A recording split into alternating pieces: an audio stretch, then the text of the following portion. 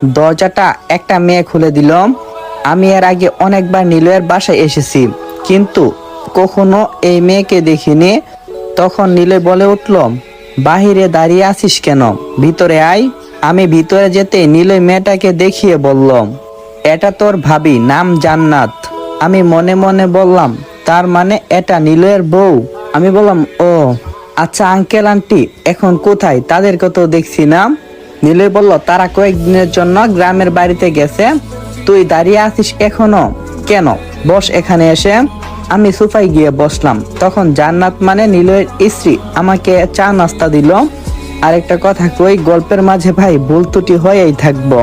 যারা যারা ভুলগুলো মানিয়ে নিতে পারবা তারাই গল্পটা দেখো, আর যেসব অডিয়েন্স পারবা না তারা বিরত থাইকো। তো বেশি কথা না কইয়া গল্পটা কন্টিনিউ করি।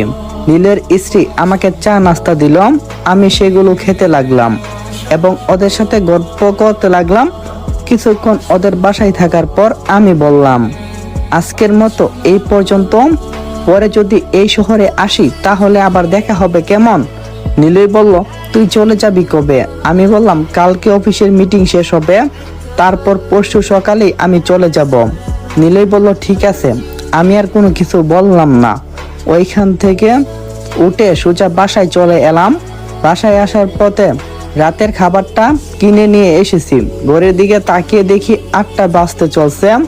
আজকের দিনের সময়টা যে কি করে চলে গেল তা বুঝে উঠতে পারিনি। আর সময়টার কথা কি কমু, নিজের জীবনে যদি খারাপ সময়টা না আসতো তাহলে আমি বুঝতামই পারতাম না যে মানুষ কিভাবে এতটা পরিবর্তন হতে পারে। আর সেদিন তো আমার কোনো দোষ ছিল না, তাহলে কেন আমি দোষী হলাম? এগুলো ভাবছি আর চোখ দিয়ে পানি পড়ছে। কি থেকে কি হয়ে গেল।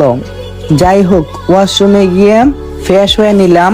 খাবার খাওয়ার জন্য খাবার প্লেটটা যেই না হাতে নেব এমন সময় কলিং বেল বেজে উঠল। এত রাতে আমার বাসায় কে আসলো সেটা দেখার জন্য দরজাটা খুললাম। আমি ভেবেছিলাম হয়তো নীলয় এসেছে, কিন্তু আমার ধারণা ভুল করে দিল, কারণ দরজার কাছে ভাবি এবং ভাইয়া, আর তার সাথে আছে মায়া। আমি তাদেরকে দেখে অনেকটাই অবাক হলাম। আমি মোটেও আশা করিনি তারা এখানে আসবে। তাই আমি ভাবতে লাগলাম, এখন কি তাদেরকে ভিতরে আসতে দেব নাকি তাদেরকে বাহিরে রাখব। এগুলো ভাবছি। আমি বললাম, না, তাদের কি কোনোভাবেই আমার মনে কিংবা আমার বাসায় কখনো আসতে দেওয়া যাবে না। তাই ভেবে দরজাটা লাগিয়ে দেব।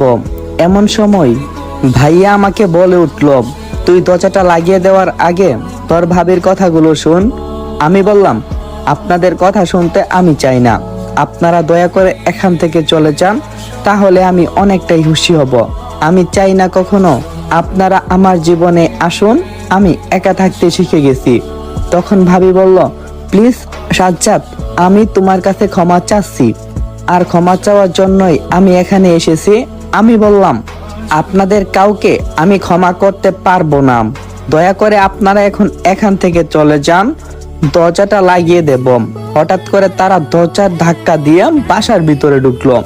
আমি রাগী কণ্ঠে বললাম, আপনাদের সাহস তো কম না, আমার বাসায় ঢুকে পড়ছেন, চুপচাপ চলে যাবেন নাকি দারোয়ানকে ডেকে গার ধাক্কা দিয়ে এখান থেকে বের করে দেব।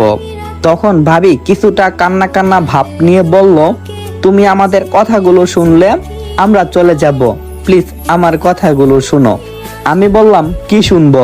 আসসালামু আলাইকুম গাইস, আমার একটা ইউটিউব চ্যানেল আছে, নাম হয়েছে সাইমন অলওয়েজ অন ফায়ার। টিকটকের লোগোর মতোই লোগো আর টিকটকের মতোই নাম। তো সবাই এই চ্যানেলটা সাবস্ক্রাইব করে দিও। ওই চ্যানেল বরাবর এখন 2500 সাবস্ক্রাইবার আছে। যদি 10,000 সাবস্ক্রাইবার কমপ্লিট হয়ে যায়, আশা করি তোমাকে গল্পটা খুব বড় করে ইউটিউবে দেওয়া হইব। আর টিকটকে বেশি লং ভিডিও দেওয়া যায় না, তাই ভিডিওটি একটু ছোট ছোটই রাখি, তোমরা মনে কোনো কিছু করো না। আর এই গল্পটা নিয়ে বর্তমানে কাজ চলতেছে, এই কারণে একটু লেট হইতেছে পার্টগুলো আসতে। আশা করি পার্টগুলো রেডি হয়ে গেলে খুব তাড়াতাড়ি বেশি বড় বড় করে তোমাদের মাঝে পার্ট নিয়ে আমি ইউটিউবে। তো এখন তোমাদেরকে কি করতে হবে, তোমরা ইউটিউবে যাও আর আমার চ্যানেলটা সাবস্ক্রাইব করে দিও। আর চ্যানেলের নাম হয়েছে সাইমন অলওয়েজ অন ফায়ার। তো বেশি কথা না কইয়া গল্পটা কন্টিনিউ করি। আমি বললাম, কি কথা শুনবো? আপনারা তো একে আমার জীবনটা নষ্ট কইরা দিছেন, তারপর এখন এখানে নাটক করতে এসেছেন। বের হয়ে যান আমার বাসা থেকে, আপনাদের মুখটাও আমি দেখতে চাই না। এটা বলে জোর করে তাদেরকে আমার বাসা থেকে বের করে দিয়ে দরজাটা লাগিয়ে দিলাম। ওদের এসব নাটক এখন আমার আর ভালো লাগছে না। আমার জীবনটা শেষ করে দিয়ে আবার এসেছে আমাকে করোনা দেখাতে। দরজার ওই পাশ থেকে অনেকক্ষণ ডাকাডাকি করলো, কিন্তু আমি তাদের ডাকাডাকিতে তেমন পাত্তা দেইনি। আমি টিভি দেখতে দেখতে আর ডিনার করে ঘুমিয়ে পড়লাম। পরের দিন সকালে অফিসে যাওয়ার জন্য রেডি হয়ে যেই না দরজা খুলবো, তখন আমার চোখে পড়ল